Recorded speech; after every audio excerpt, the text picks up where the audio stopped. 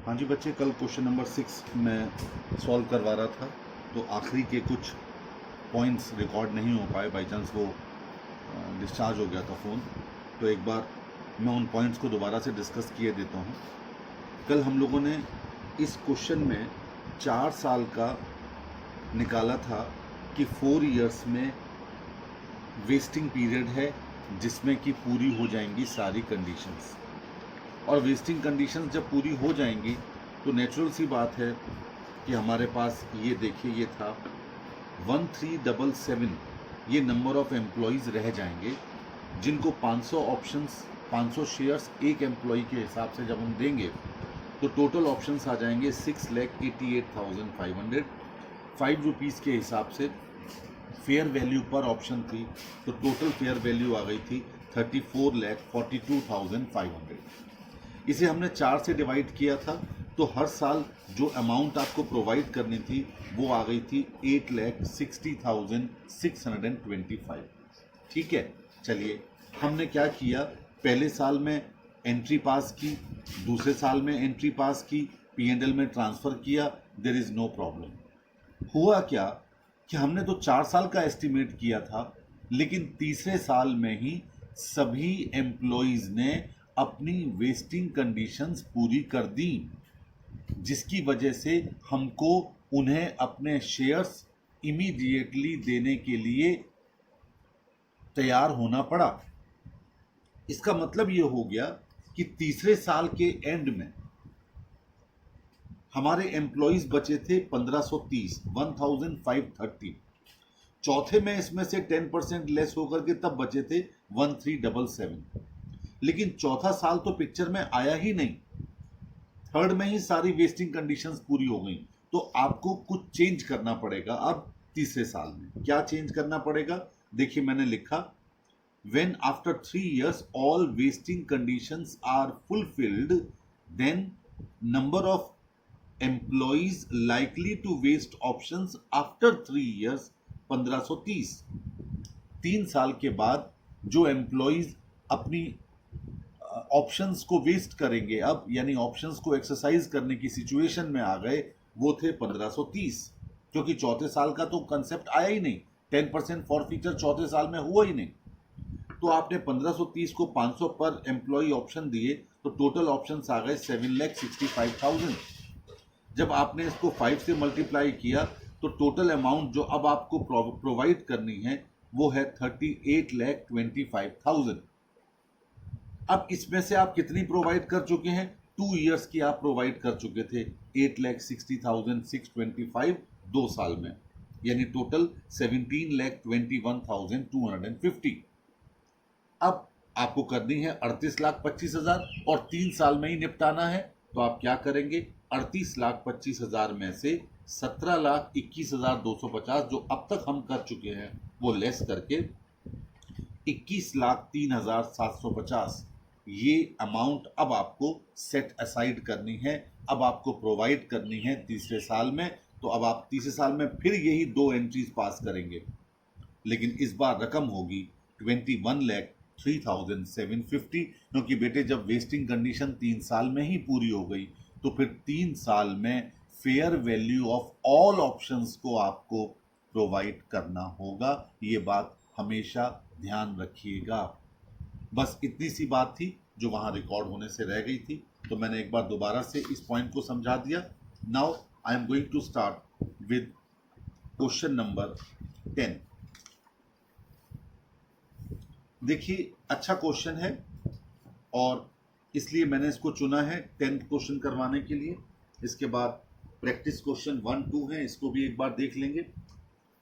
कहता है choice limited grants 100 stock options to each of its 1,000 employees on 1/4/2009 for ₹20। 1,000 employees को 100 उन्होंने एक एम्प्लॉय को स्टॉक ऑप्शन दिए, यानी 1,00,000। कब, 1/4/2009 को 20 रुपए के हिसाब से।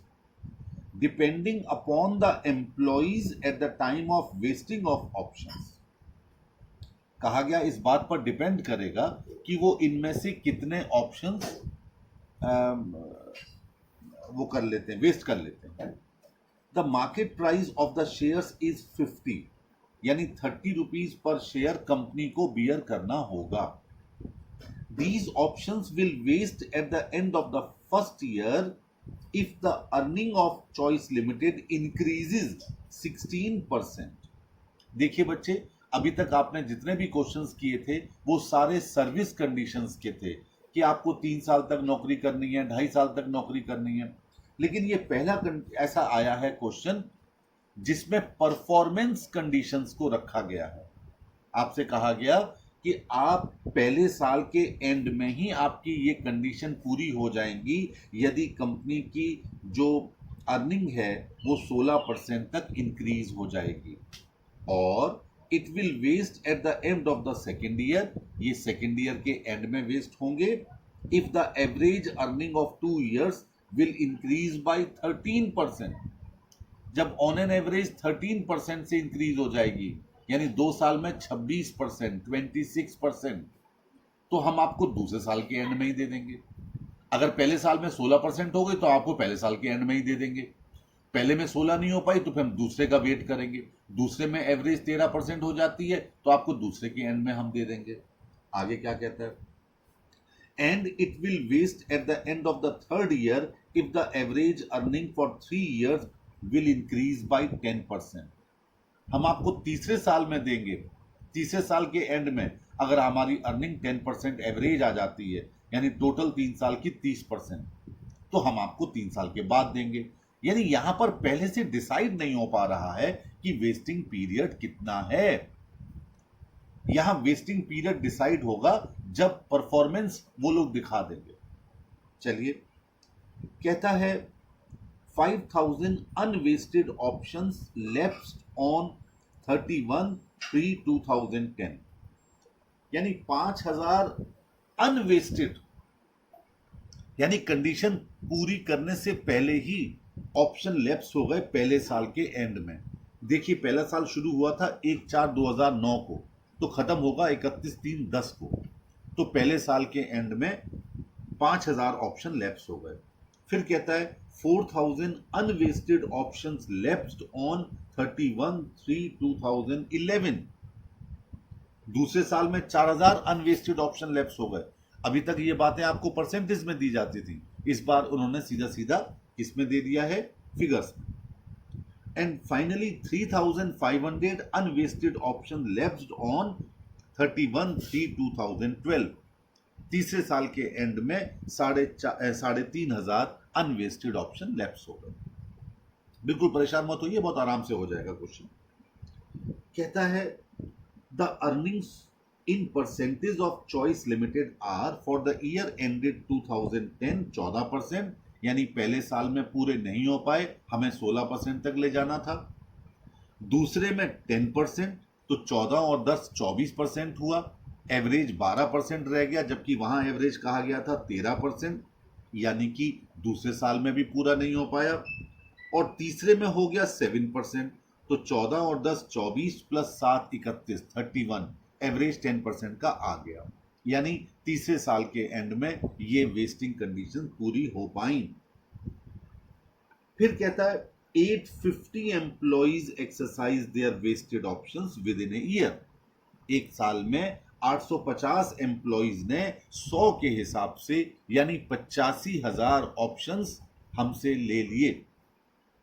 अब जरा गौर करो, टोटल ऑप्शन कितने थे? 1 लाख। 100 इंटू 1000। पहले साल में 5000 घटा दो, दूसरे साल में 4000 घटा दो, तीसरे में 3500, कितना आया? 87,500, जबकि लिए हैं 85,000, यानी 2500 वेस्टेड ऑप्शन लैप्स हो गए। वेस्टेड ऑप्शंस लैप्स हो गए। पहले जो लैप्स हुए थे वो अनवेस्टेड थे, ये वेस्टेड ऑप्शन लैप्स हो गए।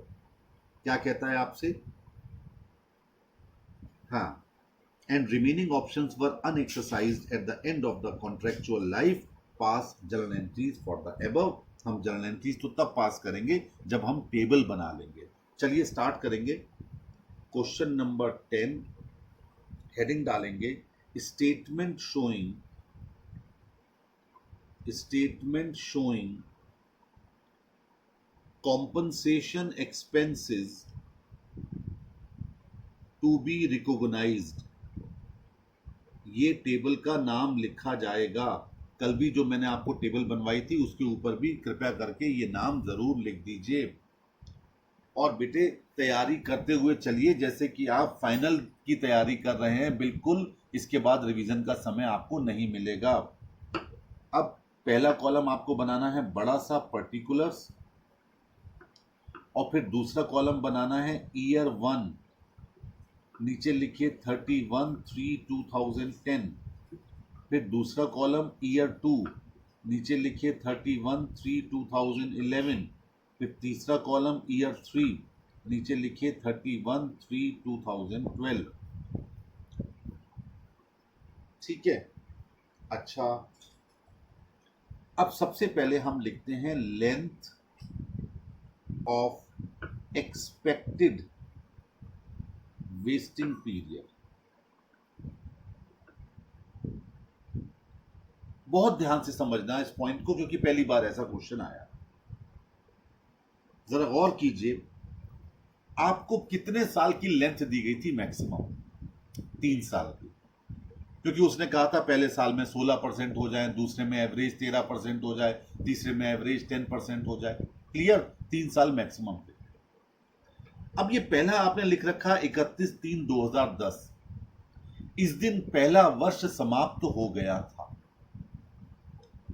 जब समाप्त हो गया था तो आपको यह पता चल गया कि हमने पहले साल में 14% का लाभ कमाया है। यानी उस दिन हमें पता चल गया था कि कम से कम हमारा वेस्टिंग पीरियड 2 इयर्स तो होगा ही होगा पहले साल के एंड में। क्यों? क्योंकि आपको यह पता चल गया था कि 14% का हमने लाभ कमाया है, जबकि हमारी एक्सपेक्टेशन थी 16% की, तो कम से कम 2 साल तो चलेगा ही चलेगा। अच्छा, अब आइए ईयर 2 में। 2011 में आपको पता चल गया कि आपने बिजनेस में पैसा कमाया सिर्फ और सिर्फ 10%, तो एवरेज हो गया 2 साल का 12%, जबकि होना कितना चाहिए था? 13। यानी 2 साल में भी हम पूरा नहीं कर पाए, तो कम से कम 3 साल में वेस्टिंग पीरियड हो गया। ये बात हमको पता चल गई दूसरे साल के एंड में। और तीसरे के एंड में तो आपको पता चल ही गया कि 3 साल ही रहना है, क्योंकि तब तक तो हमारा पता चल चुका था कि वेस्टिंग कंडीशन पूरी हो गई। कैसे पता चल चुका था? क्योंकि तब तक हम एवरेज 10% गेन कर चुके थे। यानी आपने length of expected vesting period 2 years, 3 years, 3 years, क्योंकि जब तक आप ये पता नहीं करोगे आप अमाउंट नहीं निकाल पाओगे। ठीक है, चलिए अब आइए total number of options at the beginning. आप खाली ईयर 1 में लिख सकते हैं, अभी फिलहाल 1 लाख। यानी बिगिनिंग में 1 लाख ऑप्शंस थे 1000 एम्प्लॉइज के लिए, मल्टीप्लाई बाय 100। ठीक है, अब लिखिए number of options expected to vest. कितने ऑप्शंस ऐसे हैं जिनके वेस्ट होने की संभावना है? पहले साल में 5000 ऑप्शन आपके लैप्स हो गए थे, तो 1 लाख माइनस 5000, 95,000 ये ऑप्शंस आपके रह गए पहले साल के एंड में। फेयर वैल्यू ऑफ ऑप्शंस,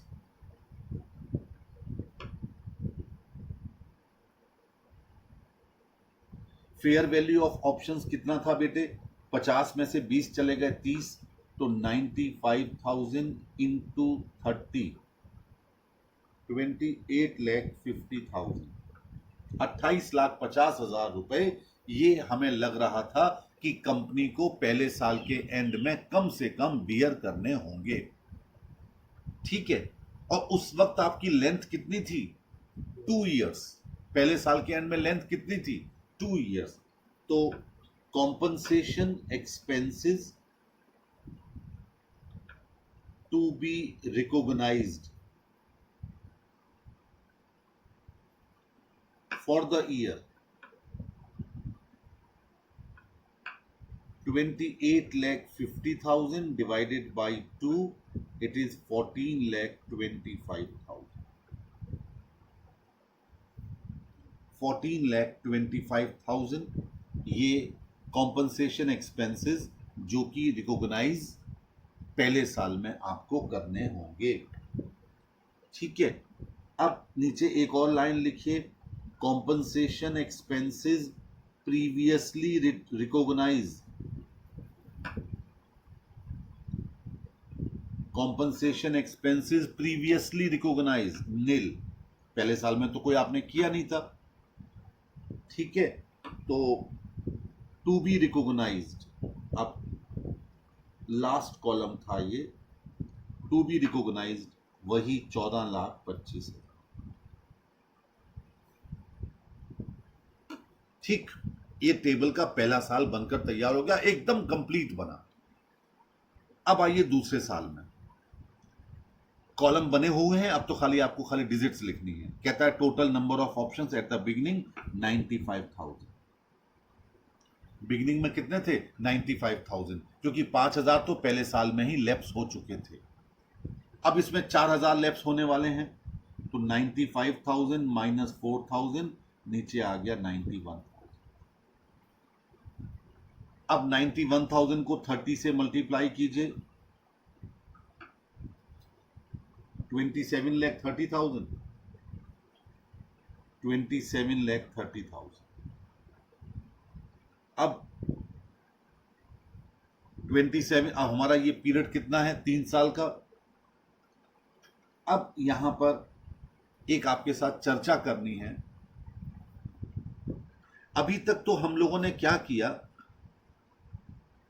कि साहब 3 साल हैं, 3 साल से डिवाइड कर दो, 2.5 साल हैं, 2.5 से डिवाइड कर दो, 2 साल है, 2 से डिवाइड कर दो। लेकिन कहानी दरअसल कुछ और है। आपको खाली समझाने के लिए कि आप शुरू शुरू में कहीं पजल ना हो जाओ, हम टीचर्स यही करते हैं, 3 साल से डिवाइड कर दो, 2 साल से डिवाइड कर दो, जितना वेस्टिंग पीरियड है उससे डिवाइड कर दो। लेकिन जब ये चैप्टर लिखा गया तब ये सच्चाई नहीं थी। तब यहां पर एक फॉर्मूला लगता था, और फॉर्मूला आज भी लगता है, मैं अब लगाने जा रहा हूं। लेकिन क्योंकि उस फॉर्मूले से और डिवाइडेड बाय 3 या 2 और 2.5 करने से आंसर सेम आता है, इसलिए हम उस फॉर्मूले को पहले दिन छुपा लेते हैं। लेकिन अब छुपाने का कोई कंसेप्ट नहीं रहा। आइए मेरे नोट्स में आ जाइए जरा, और पेज नंबर 5 पर 2.5 पर ये फॉर्मूला लिखा हुआ है। उस फॉर्मूले को हमें देखना है। क्या है? ऊपर लिखा है एक्सपेंस टू बी रिकॉग्नाइज। कहता है total fair value of options expected to vest estimated at the end of each accounting period. जैसे मैं अभी इसको प्रैक्टिकली करता हूं, इस फॉर्मूले को लगाता हूं ईयर 2 में 27,30,000। ठीक है, 27,30,000 इंटू कहता है टोटल वेस्टिंग पीरियड। अब सेकेंड ईयर के एंड में वेस्टिंग पीरियड कितना हो चुका था? 3। रिमेनिंग वेस्टिंग पीरियड को माइनस करना है इसमें से, यानी कि 1 साल बचा हुआ है सेकेंड ईयर में, divided by total vesting period यानी 3 minus expenses already recognized, fair value of option already recognized as an expensive, यानी हमने कितना कर लिया था? 14,25,000। निकालिए कितना आया? 3,95,000। दरअसल इस फॉर्मूले से निकलती हैं ये रकम। अब जरा गौर करो, आप कहते हो सर कि अगर इस फॉर्मूले से निकलती हैं तो जरा पहले साल की भी निकाल के दिखा दो, क्या 14,25 आएगी? हाँ बिल्कुल निकालते हैं। 28,50,000 था पहले साल में, इनटू टोटल वेस्टिंग पीरियड 2 था ना, इस बार पहले साल में 2 ही साल था ना, तो 2 माइनस 1 डिवाइडेड बाई 2, और प्रीवियसली कितना था 0। जरा चेक कर लीजिए कितना आ गया, वही 14,25,000। यानी फॉर्मूले से भी निकाला तो भी उतना ही आया जो हमने पहले डिवाइड करके निकाल लिया था। दरअसल फॉर्मूला लगता है, लेकिन चूंकि फॉर्मूला थोड़ा लंबा सा है इसलिए हम लोग पहले दिन बताते नहीं। अच्छा, अब यहां देखो 27-30 को 27,30,000 इंटू 2/3, क्योंकि दूसरा साल चल रहा है, कुल मिलाकर 3 साल का हमारा पीरियड है। कितना आया साहब? 18,20,000। हमने एक कॉलम बना रखा है, compensation expenses previously recognise 14,25। Balance कितना बचा? वही 3,95,000। आपने फॉर्मूला लगाया था तो भी इतनी ही फिगर आई थी। यानी फॉर्मूले से और यहां से अब आपको क्लियरली एक ही फिगर मिल रही है। यानी अब आपके दिमाग में ये बात आ जानी चाहिए कि फॉर्मूला और इस तरीके से निकालना एक ही है। कहीं पर फॉर्मूला लगा देते हैं और कहीं पर नहीं लगाते। अब आइए थर्ड ईयर। इस बार कितने थे? 91,000 शुरू में। कितने अब लाइकली टू वेस्ट हैं? 91,000 माइनस 3,500, 87,500। अब 87,500 को 30 से मल्टीप्लाई कीजिए, कितना आया? 26,25,000। ठीक है, अब 26-25 पूरा हो जाना चाहिए क्योंकि आखिरी साल है। 26,25,000। अब तक हम कितना रिकॉग्नाइज कर चुके हैं? 18,20,000। कैसे कैसे? 14,25 और 3,95, टोटल कर लीजिए 18,20। तो अब कितना बचा आखिरी साल में? 8,05,000। ये आ गया थर्ड ईयर में वो रकम जो आपको रिकॉग्नाइज करनी है, 8,05,000 रुपीज। आप फॉर्मूला करके देख लीजिए। चलो फॉर्मूले में करते हैं। 26,25,000 into total vesting period 3 minus 0, एक भी नहीं बचा, डिवाइडेड बाय 3 माइनस 18,20, निकाल लीजिए 8,05,000 आ गए। तो फॉर्मूला एक्चुअल में सही है लगाना, लेकिन चूंकि उससे आंसर सेम आते हैं तो हम लोग कभी कभी फॉर्मूले को पहले छुपा लेते हैं, बाद में बताते हैं। ये परफॉर्मेंस कंडीशन का पहला क्वेश्चन था। इसके बाद एंट्रीज करनी है। अब जरा मैं एक बात बड़ा बहुत कंसंट्रेट होकर मेरी एंट्रीज सुनिए। पहले साल entry, employees compensation expenses account debited to ESOP outstanding 14,25,000 से। दूसरी entry P&L account debited to employees compensation expenses 14,25। फिर यही दोनों एंट्रीज 3,95,000 से। फिर यही दोनों एंट्रीज 8,05,000 से। ठीक है, फिर चौथे साल में जाना है क्योंकि आपको एक्सरसाइज पीरियड दिया गया था 1 साल का। चौथे साल में फिर आप एंट्री करोगे क्या? चलो वो एंट्री करवा देता हूं, चौथे साल वाली लीजिए। ईयर 4, बैंक अकाउंट डेबिटेड कितने से? 17 लाख से। ये 17 लाख कहां से आ गए? 85,000 शेयर बिक गए 20 रुपए के हिसाब से। ESOP outstanding account debited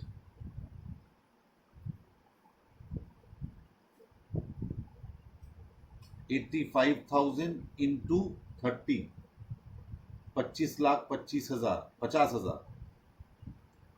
to equity share capital 8,50,000। कैसे आया? 85,000 into 10। To security premium 34 lakh. कैसे आया? 85,000 इंटू 40। अब 25,000 ऑप्शन आपके लैप्स हो गए, वेस्टेड ऑप्शन थे, तो आपने एंट्री पास की। ESOP outstanding account debited to general reserve